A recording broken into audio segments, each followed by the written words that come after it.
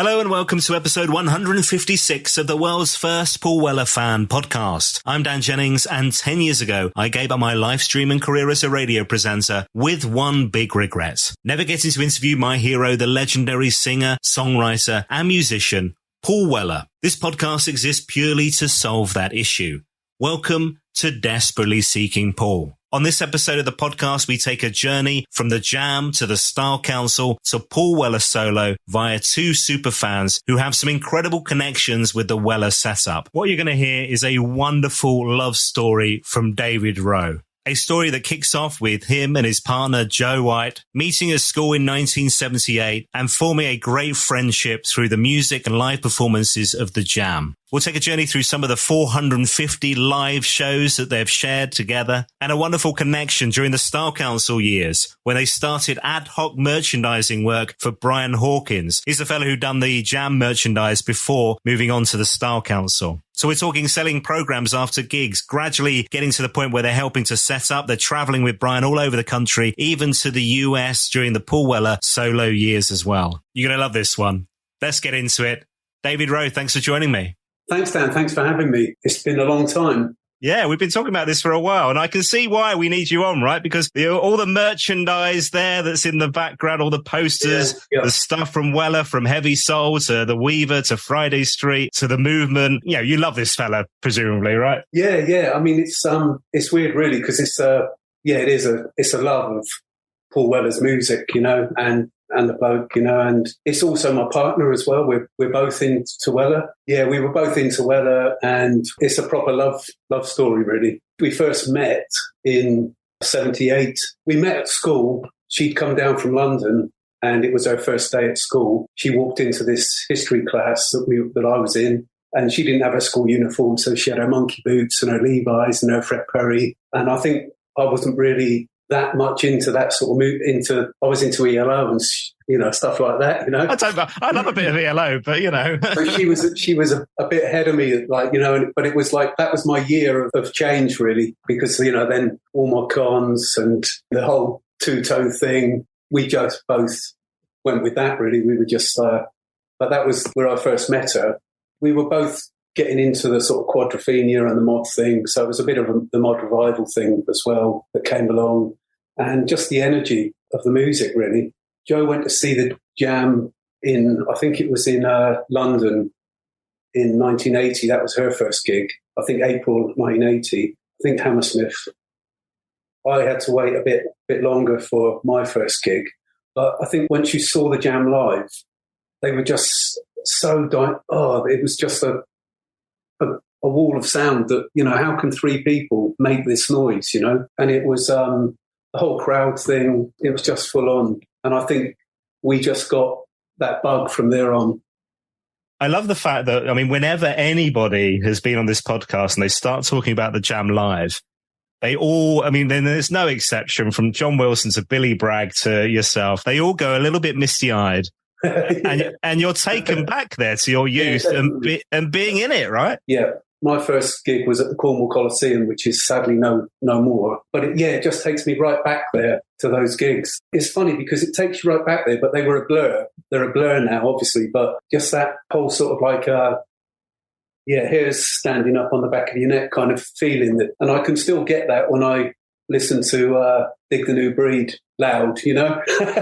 You're there. It's amazing that, isn't it? And I also think, I guess the special thing is there's you and your schoolmates. You're all connected. You're all, and then you're talking about it the next day in school and all that stuff as well, isn't it? Jo went to a lot of gigs. Although she'd moved down from London, she used to go back up to London quite regularly and see her friends. And her dad had a contact, Albert, who ran the Chanticleer Club, which was like the Tottenham Club, which was part of the White Hart Lane. And I think they lived in the same road. So he used to get Jo tickets for, I think she did 2 Hammersmiths, the Sobels, like, you know, all those great London gigs. And then she used to come back with a poster for me and stuff like that. I mean, thank goodness we've got this connection around the mercernise that we will get onto, because otherwise people listening to this will be going, hold on, why have you got him? Why is Joe not on? Yeah. When it was early during the Jam days, Jo and her friend did a day trip to Woking. And I think someone else mentioned it on another podcast. I think it was a fan, American maybe. Oh, Steve, Steve Hinders, yeah. That's it, yeah. And like, they went off to Woking from St. Austell. Recently, I was in the loft having a little bit of an exploration, and I found her train ticket and stuff up there in the loft. So yeah, her and her friend went to Woking. They got to the station, and again, before Google Maps or anything like that, got the directions to 44 Balmoral Drive, headed there, knocked on the door. Anne Weller opens the door. Oh, hello, girls, come in. Brilliant. Paul's washing, just like ignore his pants hanging on the line there. They just come back from tour of Scandinavia, and come in, sit down, like t-shirts, key rings, badges, sit down, have a cup of tea, Jaffa cakes, and this is a band that's had two number one at the time. I think they'd had two number ones and a string of hits. I mean, it is like, bonkers, isn't it? When you think about that. She said to them, do you know where Bruce's mum lives? And they said, no. I said, oh, go round to Bruce's mum. So she's got an envelope from the fan club, and she's drawn a hand drawing of the directions from Balmoral Drive to where Bruce's mum and dad live. Wow.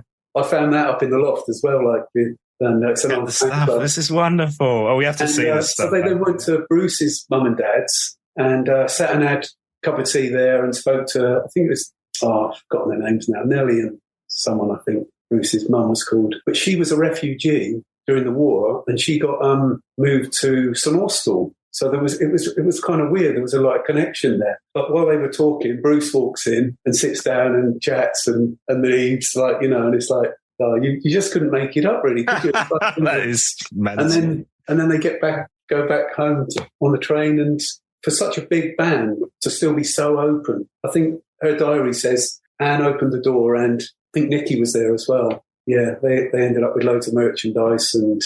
That's mad, though, isn't it? Because you think, like you say, this access, you'd have thought, usually, a band starting out, you can understand, I get that, right? But when they hit the big time, everything closes and you don't get access. You don't get the access in the sound check and before the gigs and backstage, but certainly not knocking on the door of them and inviting you in, Yeah, I know. It's like, it's unheard of, isn't it? Yeah. You couldn't have those details of an address, and just the contact that you would write to Anne and say, do you know the dates of the next tour? And she would write back to you, it's like, it is amazing. And when you see the number of people that were doing that. It wasn't like 20 people in a fan club, right? It's like thousands.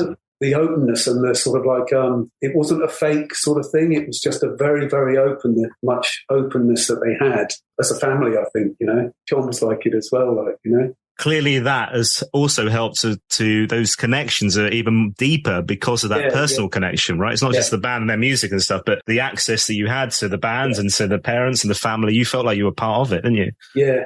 I think the first gig we went to together, she was going to Shepton Mallet to see the Jam on I think it might have been Transglobal Express tour. And she was going with her mate, and her dad was driving her from Cornwall up to Shepton Mallet. I heard they were going, so I asked them if I could have a lift, and said yes. So that was the first gig that we sort of travelled together to, really. I had to buy my ticket off a tout for 10 quid. It was ridiculous now, didn't it, That's where we sort of started. And then obviously the Jam split, and we did a lot of gigs. We did the Wembley shows on that farewell tour, Beat Surrender tour. And we did St. Austell Coliseum. That was the third time they played their third and final time. And then we had tickets for Guildford, which was meant to be the final gig. And then they added Brighton on the end. So we did this mad thing in the NME Small Lads where we swapped our Guildford tickets for Brighton tickets, which as it happens was probably not the best move because the Guildford gig was probably the better gig. And the Brighton gig, they opened the doors and let everyone in anyway. So. It's a fair. Oh, wonderful. So this friendship's formed, this love of this band, this connection. But then there must have been this feeling like, suddenly Paul announces the band's going to be no more. Yeah. There must have been a bit of what happens to their friendship now? Because this is the big connection, right? Yeah. I mean, I must say by then we were already pretty much more connected than that. We'd both gone vegan and we both we were more into the politics. C&D. They were big for us. And that was one of the attractions with the Jam and with Dweller, the political side of it as well as the musical side of it. At the time, that just meant all the difference. I mean, the same with the Specials and all those bands, political side of it was part and parcel of it, really. And was the type of music then that the Style Council, obviously very different. I mean, so diverse. We're mixing jazz and pop and soul. And funny enough, I've just been rattling through the singles for the Style Council because I'm hosting an event tomorrow. Every singles, I mean, that first run of singles, there's like 5 singles before you get to Café Bleu. Yeah. Every one is just so different, so diverse, so unique, isn't it? And that's why I think there's a lot of chatter. I guess there always will be a lot of chatter about, Paul didn't need to split the Jam. He could have done this with the Jam, but I'm not certain that could have happened, really. I think he had to draw that line. And I think that even the Chippenham Gold Diggers gig showed that in a way with the, with all the mods down the front, we are the mods, and like, which he was trying to move away from that sort of very blinkered view of what mod was. And he was taking us to this, European modernist thing that was just so much broader and so much more interesting in a way, because it was it just opened up all that fashion. And again, the fashion comes into politics and the music as well. The further along this journey of the podcast I get, the more you start thinking about these things as you hear from so many different perspectives. And it's also that feeling I get now of that drawing a line under the Jam to leave that legacy. Because ultimately, he went off in this different direction, doing the jazz and even rapping with, if he was part of the Jam, that might have just disdained that. Whereas now it's boxed, it's that time period, it's in a capsule. You can't mess with that. No, you're right. Let's talk about some of these closer Weller connections then and pick up on the story of the merchandising and how you came to get involved with that. That happened in the sort of probably after a couple of Style Council tours. Because we did so many gigs, it kind of makes me laugh when I see people on the telly and they say, and they're interviewing or they're on some quiz show or something, and they say, we're super fans. We've seen him. We've seen Elton John like 4 times or something like that. Yeah. And it always makes me laugh because I think we're probably in the 400s, maybe 500s. That's mental, isn't it? But also to still be fans, because sometimes there's that overkill, isn't there, where you've just had too much of a good thing. You're like, do you know what? We've weaned off a bit in the last few years, but those early Style Council tours, we did every gig on those tours. There were a few people that we used to see regularly on those tours. A guy called Carly from Scotland, and then when we went and did the Scottish gigs, we'd stay at his mum's, and then Keiko, who was a big fan. I think she had her own little case at the exhibition in Brighton. Yes, she did. Yeah. So people like that we used to see around, and it was just great fun doing those gigs. And I think really because we used to do those gigs, we used to see Brian, the merchandise guy, Brian Hawkins. We used to see him quite a bit before the gigs, and I think a couple of times it may have been raining and we would help him in. I'd help him in with boxes and stuff like that he was unloading. And then one day we just came out of one of the gigs, and we used to quite often, because we were travelling around, we were getting late trains back to London and stuff like that. And I was living in Cornwall at the time as well. Oh my God. It was pretty mad. British Rail seemed so much more affordable then though. Because those first couple of tours, like I say, I was in Cornwall, and Jo moved to London 2 days before the Chippenham Gold Diggers Sight and Sounds gig. So her Style Council life was in London and mine was in Cornwall. For that Sight and Sound gig, we met up in Chippenham and went to the gig. We'd heard that there was a gig going on, but we didn't, before the internet and all that, all you had was the music press, really. So Jo had done loads of phoning around BBC and managed to track down the Whistle Test studio. And she was speaking to this guy called Nick, who said he would put 2 tickets in the post. And on the day of the gig, I'm down in Cornwall going round to her old place, because she's moved to London, waiting for the postman because the tickets still haven't arrived. Then I have to go to a phone box and call her from a 10p to say, tickets haven't arrived. What are we going to do? So she then phones the Whistle Test studio number she had, speaks to Nick, and he says, don't worry, I'll put you on the guest list. Of course, that was we didn't even really consider that. It was like, oh my God, our tickets haven't arrived. What are we going to do? So we turn up. We'd already been to loads of Questions gigs by then, and Frank Mooney was playing percussion on that gig. So we bumped into him.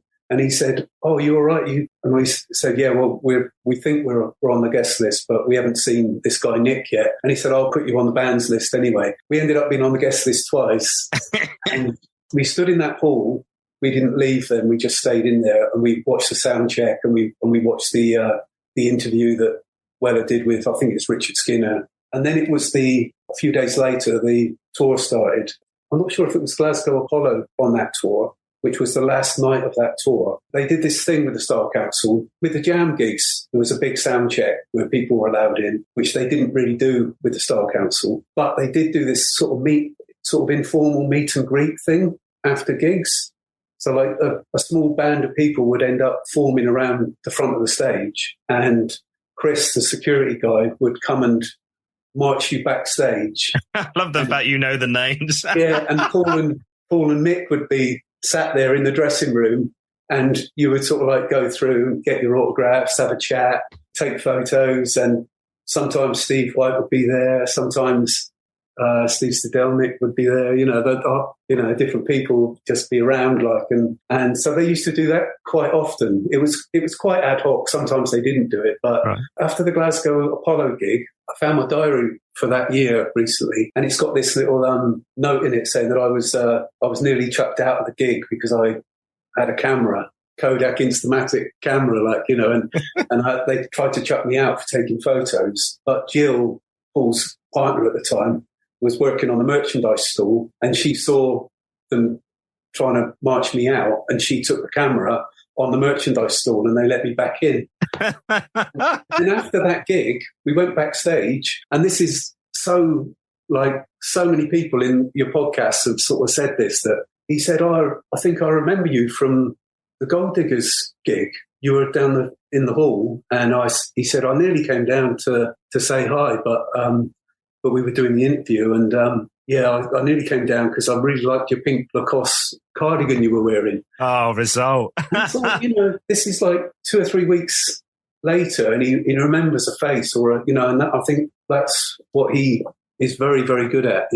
As a fan, that was like, oh my God, I love the fact, so Tufty, who you'll know, who's been on the podcast, has this phrase about, I think it's Elton John he uses, but it's like, could you imagine that happening with Elton John? And it's like, well, no, actually, I couldn't. And even now, you say, funny enough, I was in Paradiso, when was it? A couple of months back. I was there on the Sunday night, and he was playing 2 nights, a Sunday and Monday. Didn't come out on the Sunday, didn't come out to say hello to the fans on the Sunday. But on the Monday, of course, when I wasn't there, of course he did. I'm feeling like he's now stringing me along. I don't know.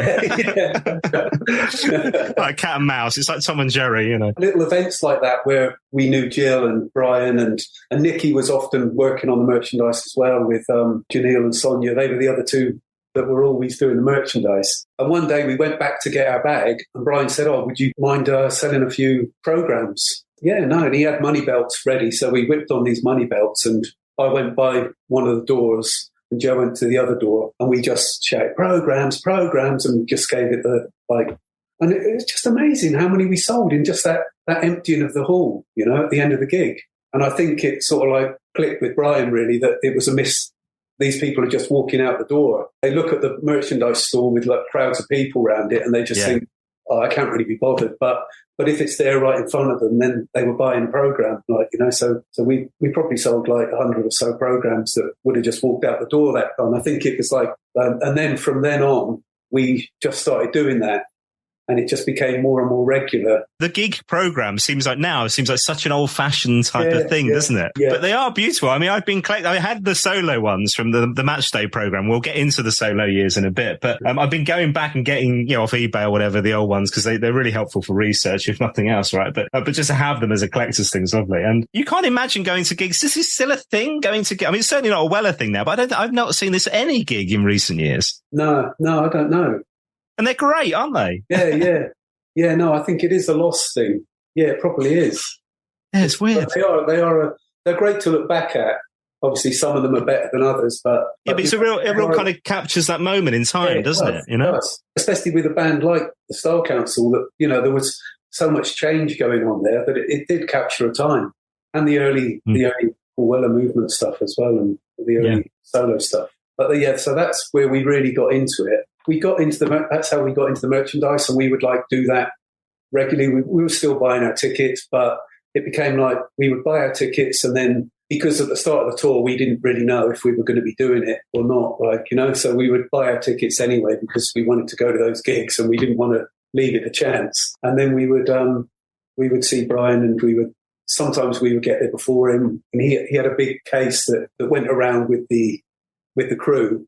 They took it from gig to gig, and it had all the merch in it. They would wheel it out to the front of house, and then we would open it up and put the display up. And in the end, it just became like, for a few tours, it was just us and Brian, really. And it was the best of times. It was just like, I haven't seen Brian for years now, but they were just great memories. He was quite a cheeky like bloke, Brian. He just loved to laugh, and he loved to drink, and he loved to wind up. He was just good fun to be around, that's for sure. I think the interesting thing as well, when you think about the merchandise, it does kind of play a really significant role in connecting the fans with the band. And even the other day, I was wandering around and I got my Villagers t-shirt on, you know, showing off that I love this band as well. Is it a band? I don't know. Connor, is he? I don't know. Anyway, let's not go down that route. Do you know what I mean? It's like you want to show off who you love, and the tour t-shirt is a way of not just showing off the band that you love, but the fact that, you know, I went to see him live as well. I paid extra, you know. Yeah, that's lost a little bit now, but it was certainly.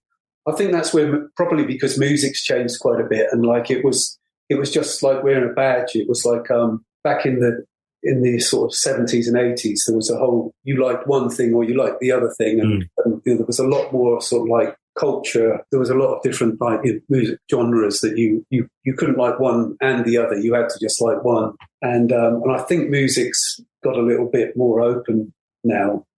But I think it does mean that we've lost those sort of like distinctive sort of like fashion that follows music. Yeah, so that tribal kind of thing. Yeah, that has gone to some degree now.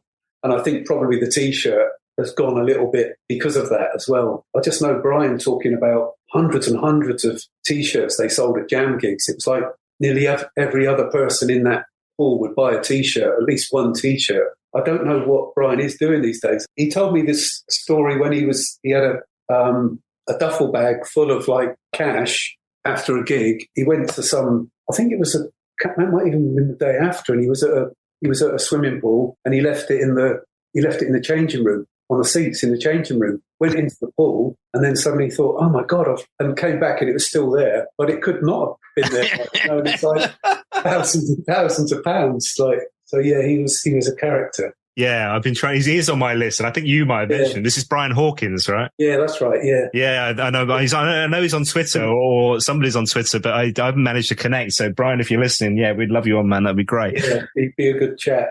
And presumably, you know, because the gigs that I went to, you know, probably early 90s, you'd always get the bootleggers, the pirates outside the venues at the front as well. Was there any of that going on in the 80s, or was it kind of exclusively yours for the Style Council? There was a lot of that going on in the 80s.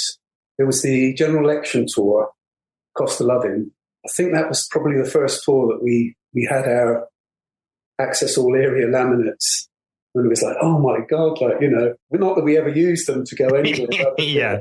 Except if I was Brian would send me back to wind Kenny up.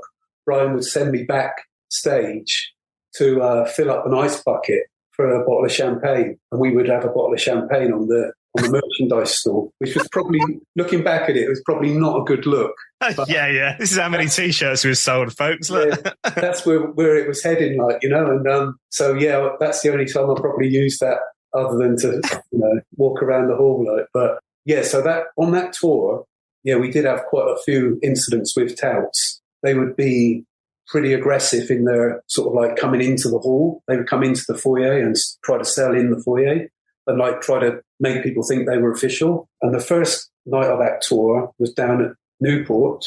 I think they did 2 nights at Newport. This was a weird thing. Merchandise was so small, such a sort of like low-key thing then at gigs, really.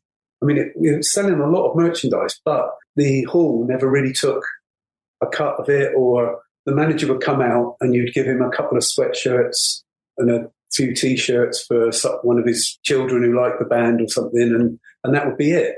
Down at Newport, Brian's given the guy a couple of T-shirts, and he's like saying, oh, is there any chance you can open the pool for us after the gig? And then the second night, the guy's opened the pool, like he's only given him a couple of sweatshirts, like, and the guy's opened the pool for us. So after the gig, And it's a shame it wasn't the band as well, but it was just me, Joe and Brian. Went for a swim in the Newport Centre pool. I found the pictures there. That's so funny, my goodness me. With us on the slide, like coming down the water plume and things like, it's like... and then on that same tour, they did, I think it was 4 nights at the Albert Hall. And that was the first time there was a real change in the merchandising thing, in that I think they did it for quite a while at the Albert Hall anyway, where they actually sold the gear. You didn't sell the gear. Okay. You basically just handed it over to them to sell. That's what they wanted us to do. And you just did a deal where they took a cut. And I'm pretty sure it was that tour where Brian didn't get a good deal with them. So we ended up selling the merchandise from a porter cabin outside, because he just said, no, I'm not having that. And that's out like crazy. It's like bootlegging his own gig. So we spent like all of the afternoon pairing up the general election socks. They did a sock on that tour. I know some people I've seen pictures of them on Twitter.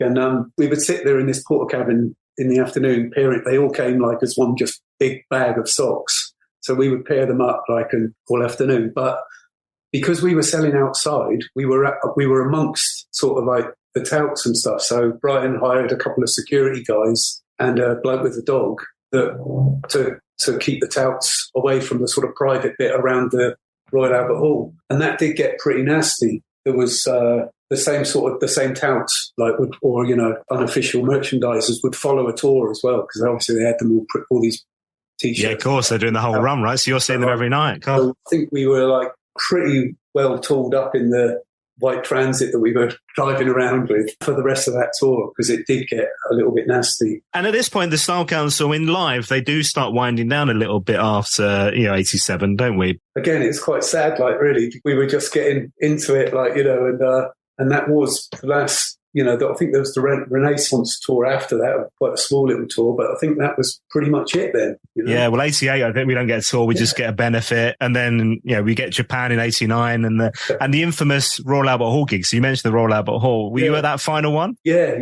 I found my little Harvey Goldsmith VIP pass to that the other day. What are your memories of that final gig? I don't remember this sort of hostile environment that people talk about. I think people, when they go to a gig, they like to hear stuff that they know, that's for sure. And they didn't get that. I don't know if some people thought, well, it was taking the piss a little bit, I quite liked it because we were already into the sort of dance scene and we were clubbing quite a bit. I could sort of get the connection. I thought it was quite a good gig, So many people, or at least the loud minority, seemed to think it wasn't a great gig, Maybe it wasn't a great gig, but I didn't think it was the worst gig. Yeah, it's interesting, isn't it? We're talking about something now that's 30 plus years later, obviously, right? And it's that thing where was that actually what you were feeling at the time, or were you just in it kind of going, no, this isn't great, you know what I mean? Yeah, okay, I like this song. Because it's very rare that you go to a gig and kind of go, God, that was god awful, regardless of anything, right? And I'm thinking maybe the Albert Hall's probably wasn't the best venue for it in a way, because it's although it's acoustically a nice venue, it's hard to create an atmosphere in there. It's not like a sweaty little box, is it? It's a massive place. So maybe it was just the wrong venue for it. But that's a program that's a great program as well, Yeah, I haven't got that one. That's a review one. That's been too expensive for me on eBay so far. But one day. There must have been boxes of that somewhere, Yeah. I haven't got them. That was a good program. Live, obviously, a fabulous band. So many people have talked about this diverse lineup whereby, on occasions it will just be a few of them like Glastonbury and Live Aid, but then they're bringing out the full brass. We've also got Showbiz where there's a full orchestra. The fact they can dial it up and down is fascinating to me, but brilliant live. But on record, again, so many great pop singles, aren't there? Yeah, there are. I think especially with the Style Council, you listen to all those singles and they've all got something different going on. And I think Weller was writing really sort of clever lyrics around that time. It was a really good time for him, I think. I think it is a shame that last album did get rejected. I mean, I know it leads to better things. I do think that Polydor probably just didn't get it. They just didn't get it. Whenever I think about that last album, and if that hadn't been rejected, we probably wouldn't have got Has My Fire Really Gone Out? No. And for that alone, it's worth rejecting that album. Yeah, no. I think it's almost like those sort of things just happen. It's the same as Splitting the Jam. It's like, things change. I mean, there must have been a time when, Paul must have thought that was it, I presume. But, it's just amazing how he came back there. Yeah, well, here we are, like talking about a solo career that is 30 years plus now. Yeah. And you were part of the crew again. So we're back on the road. The movement are a thing. And you're mixing being a fan and Paul Weller being, doing new music as a solo artist with being back in the merch side of things. Totally out of the blue, because we didn't really speak to Brian much after, because he liked a drink and a party. Like we used to go round to his house in Broxbourne. God, I'm just thinking of we'd be out in the garden and drinking Pims. He'd get the hose and start, we'd all be soaking wet because he'd be spraying the hose. And then we would go in. He would be doing it inside as well.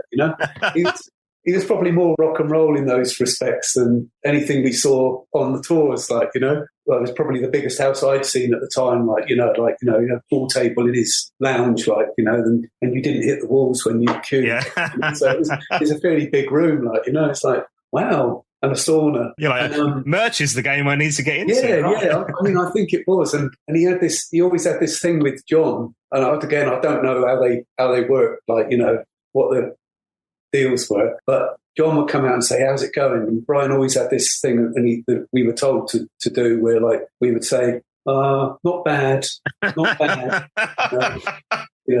Were you playing cards with them? Was that something you got into? Oh, no. I watched them quite a bit. Watched them take money off people and people. During those first couple of tours, there were a couple of nights on that tour. There was one night, 16th of April, 1991. They just played the Birmingham Institute gig with the Paul Weller movement with Max Beasley and those on the tour. And we were back at the hotel, and I got a feeling it was Max's birthday the day after. So they did a sort of birthday thing for him there. Again, I don't know who organised it, but they had a totally un-PC stripper. And it was I found the photos. I've got of the stripper? Yeah, with Max and the stripper.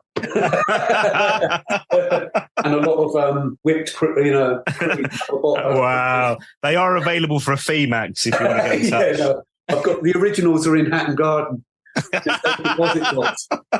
But again, the sound of this band is, and he's starting to play songs from the Jam, so that must be great, connecting back with your youth again. Yeah. But the sound of this band is terrific, isn't it? Yeah, it is. It is. I mean, it just you knew from those early gigs, even though they were very small, you just knew that Paul was back.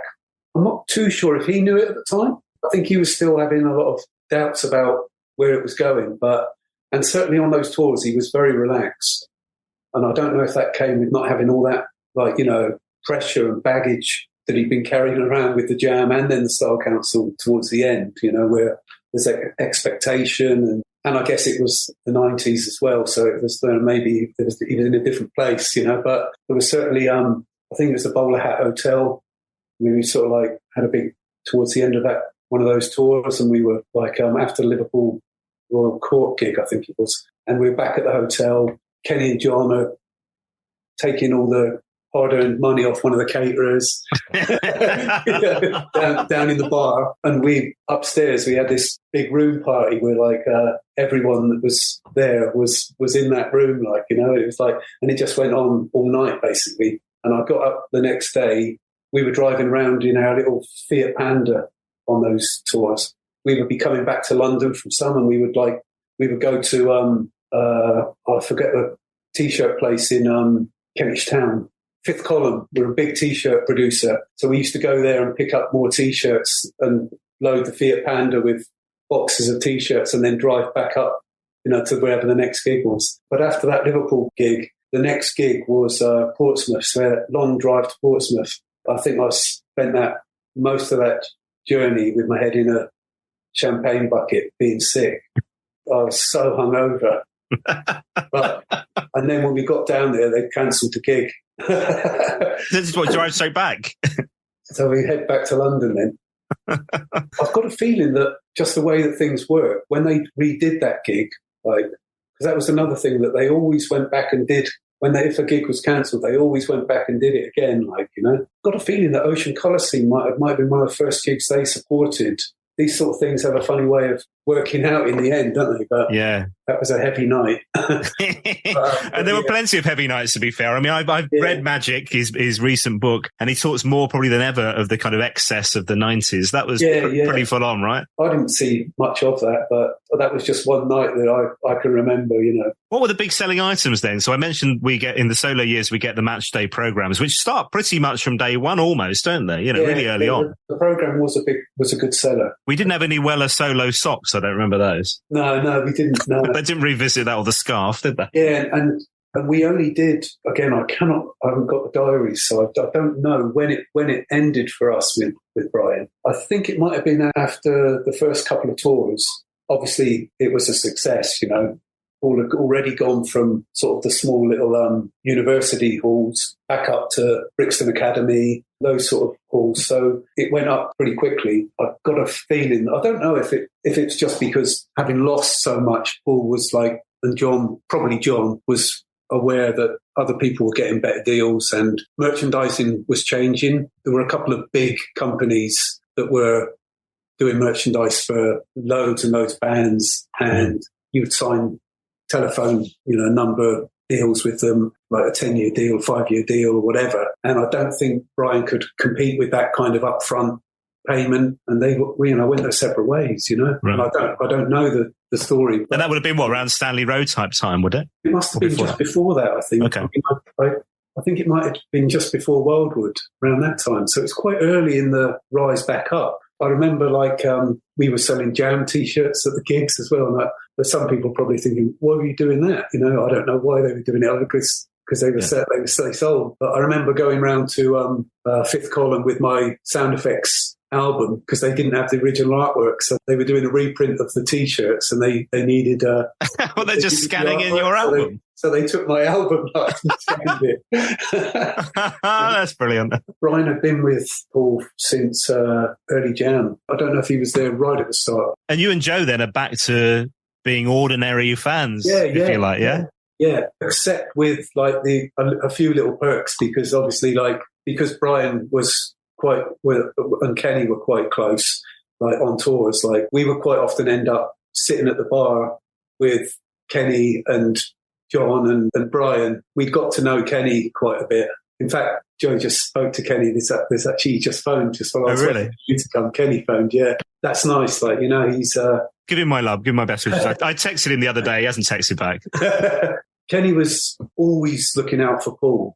Whoever you were, Kenny, he'd be the wall between you and Paul. And I think that, and I can totally understand why. And I think it put him in a difficult position, although that was the role it was, But it just meant that even when we were doing those first Paul Weller Movement tours, Brian would be pestering Kenny for our access all areas passes, and he'd be like, well, do they need them? Do they, he was very, very, this is a job, and we're not having it's not a playtime, and I think that was must have been quite hard, and I think probably why so many people, say, oh, Kenny Wheeler, yeah, that was his job, and he did that very well for Paul, I think. Yeah, you had to know when to be the blocker and when to give access and all that, It's particularly third time around, because it's different. There aren't the sound checks. It's not that exact same access to fans. Although, like I said, in the Europe gigs recently, Paul was coming out and saying hello to people and stuff like that. But it is different. But my goodness me, I mean, what a bunch of records, singles, albums we've had over this solo journey. If you were to pick a few highlights for you gig-wise, you and Joe together, where would you go? Gig-wise, that first tour on the solo was it's like asking me which track Yeah, we'll get to that question. I know that's coming, but it's still probably changing in my head now. Yeah. But, it's the same sort of thing. I remember during the 90s coming out of gigs just thinking, oh, my God, how can that get better than that? It's just that feeling of oh, my God, coming out of a concert and you're absolutely buzzing. As a band, they were just so tight. It was you'd think they could just turn up anywhere and just do it. You know, they were just so on it all the time. Those gigs around like Live Wood, and I watched the Glastonbury, would have been 95 the other day for something. Just the sheer energy that's involved in those gigs. You must be like an Olympic athlete, for Christ's sake. Picking one is difficult. Those early tours, and then Wildwood and that whole Live Wood thing. I mean, if you listen to the Live Wood album, that is a great live album, isn't it? You know, it's like, and the videos of it are just like, I really do think they do nearly say it all about that time. Like, you know, they were, and I know some people didn't like that, the sort of more rocking out bit. They were a phenomenal band. It's those memories you want to kind of bottle them and capture them and be able to, we all wish our memories were better and that we could visualize being in there again, don't we? You know, I just wish I'd kept more merchandise. We used to say, "Oh, Brian, I quite like that one. Can we have a couple of them?" Yeah, you know, but you know, it wouldn't really have hurt Brian if we'd taken one of everything, like, you know. I don't know if you saw Shane Jewson when he was on the podcast. I put it on the show notes for the podcast. It's got like loads of the solo T-shirts right from way back. Have a little look. That was one of the things as well. The visuals were so strong, and the Simon Halford and stuff was so strong around that time as well, wasn't it? Yeah, see, I'm not sure. I think when Brian was doing the merchandise, I know Simon he would chat with Simon quite a bit, like, and I think a lot of the stuff was coming directly from Simon, some of those ideas, like, you know. I don't know. I think when it went more commercial on the merchandise, I'm not sure how much input Simon and Paul had on those, or maybe, I don't know. That's something you can ask, someone. I just think it became a little bit more generic, the merchandise, and it also seems to become a bit like you'd get stuff that was solely based on the album. Do you know what I mean? So your T-shirt for Heavy Soul would be the cover, or you'd get maybe the heart off of Stanley Road. Whereas before, I think you were getting lots of different elements that were plays on some of the different bits and pieces and stuff, particularly that really early solo stuff, and even the Style Council, right? It absolutely did change. What a fascinating world to have been part of, though, yeah? For a while, I was thinking to myself, like, as we were going through all these, like, you know, album after album, and just thinking, God, this is, you know, especially those first solo albums, the first four, which I think when you listening to the Brendan, the Lynch Mob stuff that you did with Brendan, like, those first four albums were like, you know, superb albums. And for like a 5-year period as well, right? Yeah, I think those live gigs were very, very, very good. But then those jam gigs, they were just different. They were just different. They were a time and a place. And certainly when I was at 14, 15, the jam where it was at, you know, and that energy, just the whole, every part of clothing just dripping in sweat, you know, down the front. Like, you know, I wasn't doing that in 85, so it was a different experience. I was just remembering we were at Damon from Ocean Colour Scene after one of the Scottish gigs. He had his wedding anniversary party, and it was at Airth Castle or Airth. I'm not sure how it's pronounced even, but we were all back at that castle, and they had a sort of big hall connected, like a dance hall connected to the hotel, like their castle. I remember clearly John, Kenny, and Steve Craddock's dad. There was a stage in one corner, and they were sat up on the stage having their card school. We were sat down, and Paul came up, and he started chatting like he did, and he, like, you know, he was just so comfortable talking to people, and he just wanted to know you, like, you know, he's just such a genuine bloke.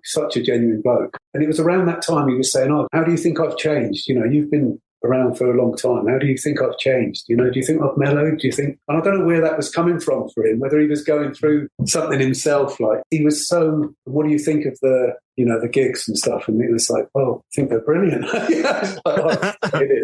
But I remember saying to him, and this is the other thing that I think, that sort of ever-changing moods type thing. I remember saying to him, and I think it was around the Live Wood time, because it was a time where he got back into using feedback. He would stand with his back to the crowd, and he would be playing the sort of like feedback off his amp, like, you know. And I said, "Oh, I'm loving the gigs at the moment, and the way you're using the feedback." And he really sort of like just in an instant went, like, changed and went, "I've been doing that forever." Like, you know, like, as if like that's not a new thing. Saying that, like, you know, and it's like, oh gosh, okay. I think that David Minchella one, they missed the flight or something. I can't remember. Somebody mentioned it on the podcast. I just can't remember when that was. Yeah, Chris Evans was there, and a few other people. because I guess they've done the Riverboat song. Of course, yes. We're talking late 90s then, right? Like 97, 98, something like that, probably. Yeah, I don't know when that was. But... Yeah. David, this has been so lovely hearing your stories on the podcast. Before we wrap up, before I get to those two final questions, we should say thanks to Jo as well. I'll dedicate this to Jo if you allow it. I feel bad that we've mentioned her so much without her appearing, but, I feel like she's been with us here in spirit. Because Dan wants to say hello. Hello, Jo. How are you? I'm all right, thank you. Yeah, how's it gone? Oh, very well. No, I feel bad because we've mentioned you a few times, Jo, just a few. All right. Okay. And I felt bad that we wouldn't get, that you were hiding away. I assumed you were out. I was busy in the kitchen. I'm keeping it a big surprise. I didn't want to hear what was going on. So. Oh, here you go. Look, well, the big reveal, Jo. So you introduced this man to Mr. Weller in the first place. You introduced him to the Jam. And look at this journey you've been on, both of you. It's incredible. It's the best ever. Yeah, and we still love it, which is great. Yeah. It brings us so much joy still, all of it. We talked about so much on this podcast, from the love of the music, the gigs, the merchandise stuff, all that stuff, because you've been all over the place seeing them. We talked about the UK, but you've been overseas and seen Weller, right? Was that from day one, from early on? Was that the Style Council, the Jam? Was that Paul Weller solo? What was that? We've done a few overseas gigs. Yeah. The first one we went to was Style Council, Brussels, wasn't it? Liège. Liège. Yeah. Which was brilliant and hilarious. Yeah. There's the stories behind that as well, isn't there? Yeah, because we got to chat to Steve Sedelnik quite a bit, and like Steve White, and they're just two Steves are just the best people. Yeah, like, they really are. They are the best people. They really are. So we turned up at the Liège gig and took us backstage and and treated us really, really well. Like as we just turned up, and then after the gig we went back on the coach to the hotel.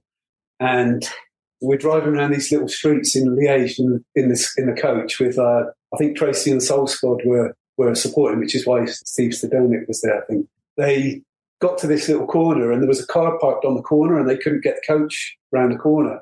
So Kenny and the security guys have got out and basically bumped this car out of the way onto the pavement so they could get the coach round.